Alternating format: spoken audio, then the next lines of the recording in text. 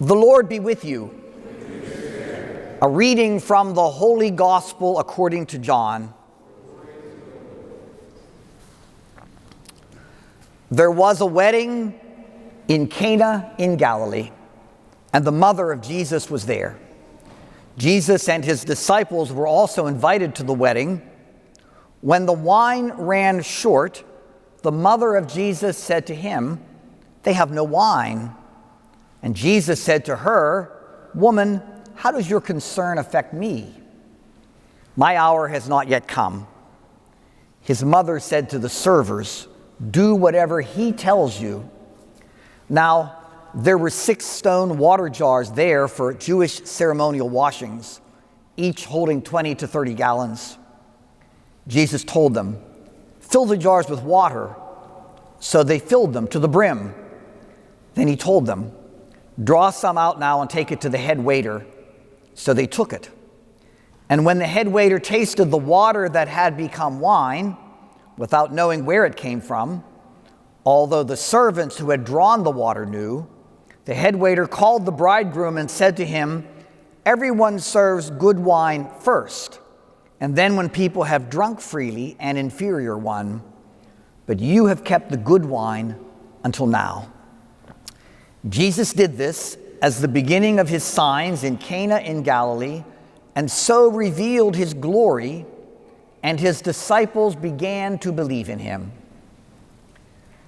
The Gospel of the Lord. Please be seated. Now, I have been the priest in Chinatown, Philadelphia since 1991. And you know today is Chinese New Year, right? A very blessed day to get married, wouldn't you say? In fact, it's a very wonderful. It's the beginning of something new for a large part of the world. It's the beginning of something new, and for the two of you, it's the beginning of something new. So anyway, last night I was out in Chinatown celebrating, and I was in a number of places of business, and I was on the streets. There were hundreds and hundreds of people out celebrating, lion dances and dragon dances and all kinds of things going on well past midnight last night. It was a fun night. But I ran into a young man. Actually, he's not a young, he's 45 years old. I was telling you about him, Vinny, in the sacristy. I ran into a young man, used to be a young man, now he's 45. I still consider that young from my perspective. His name's Kevin. So when I saw him last night and I was thinking about your wedding today, a story about him occurred to me. It had to do when he was 16, so that's more than 20 years ago. So when he was 16, this young man then, Kevin, he had his first girlfriend. And the two of them were really in love. They were both 16, and they were walking around Chinatown all the time and holding hands and whispering in each other's ears and laughing at each other's little jokes. And we have a gym below the church, and the kids play basketball there then and now. And so she would be watching him play basketball. I remember one time standing next to her, she was watching the boys play basketball, and she was watching Kevin play basketball. And on those rare occasions when Kevin would throw the ball in the air and it would actually go through the hoop, she would say, "Ah." They were pretty sickening, actually, you know. But then they broke up. So one day, Kevin, I'm sitting on the playground. We have a playground there, and there's some benches there. And I'm sitting on one of those benches, and so Kevin comes up to me and says, "Father, can I talk to you?" I said, "Well, sure, Kevin, sit down. Now, can you tell me why would anyone go to a priest for romantic advice?" What do we know, you know? So he says to me, "Father, I'm scared to get married." Well, he was 16, you know. I said, "Well, what's wrong? Why are you scared to get married?" He said, "Well," he mentioned that girl's name. He said, "I thought I loved her. I thought I wanted to marry her, and now I don't even like her." So he says, having gone through this, how can I be sure that whoever I marry is going to make me happy for the rest of my life? I could be trapped for the rest of my life, he says to me. So what would you say, you know? And you know what I said? "Kevin, did you ever think of the priesthood?" But he said, no, that's not going to work for me, you know. So I didn't say anything very wise to him, But then I thought about it, and later, and I thought, wait a minute, Kevin's asking the wrong question. When Kevin was thinking about marriage as a 16-year-old, he was saying, is she going to make me happy for the rest of my life? That's the wrong question, isn't it? I mean, Vinny, if you were standing there watching your lovely bride come down the aisle, and you were saying, I hope she's going to make me happy for the rest of my life. And Olivia, if you were coming down the aisle and you saw Vinny there and you said, he better make me happy for the rest of my life, then we're off to a bad start if that's the case, aren't we? Because, there's a paradox about love, and this is the paradox. The less you seek to be loved, and the more you love, the happier you'll be. When it's no longer all about you, but it's about loving someone else so much, that's how you find your own happiness. In a sense, you find happiness by forgetting about seeking happiness.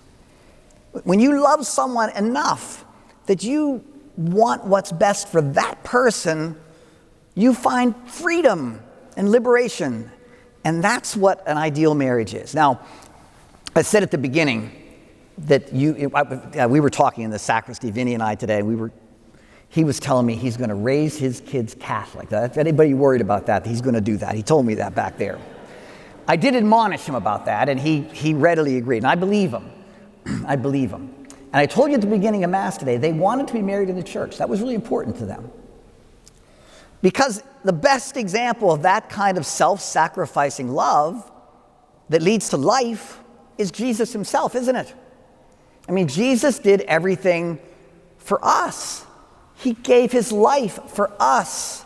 In Ephesians chapter 5, it says that a husband should love his wife the way Christ loved the church, and Christ gave his life for the church, for us. And that's what a husband and wife do for each other. Next week is the first Sunday of Lent.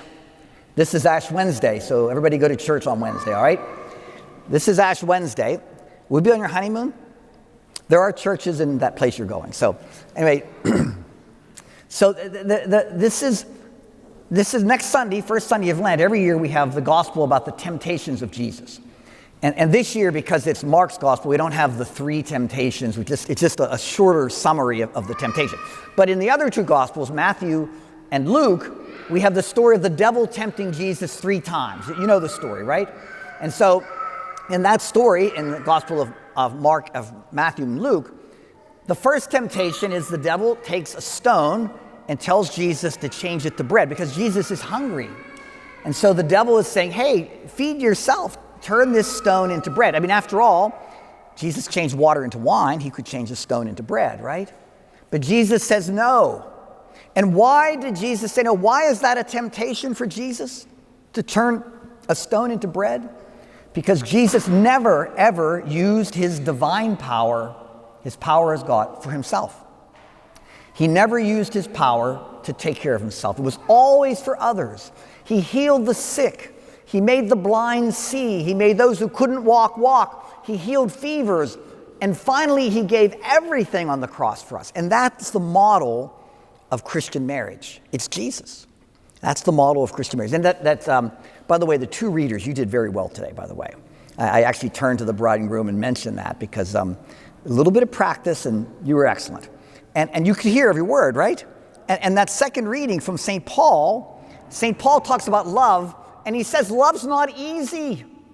It's not rude. It doesn't brood over injuries. It's not pompous. It's not inflated. It's self-sacrificing. But then he goes on to, so if love is so hard, why would anyone love? Well, St. Paul answers it in that reading. He says, because without love, you're nothing. All the good that you do, all that you have, if you don't have love in your heart, your life is pointless. It's love that, while it's hard, it's love that makes life worthwhile. And so you are here today because you love each other, following the example of Jesus, who loved. I read the story of the wedding at Cana, and that couple did the same thing you did. They invited Jesus to their wedding, and they invited Mary to the wedding.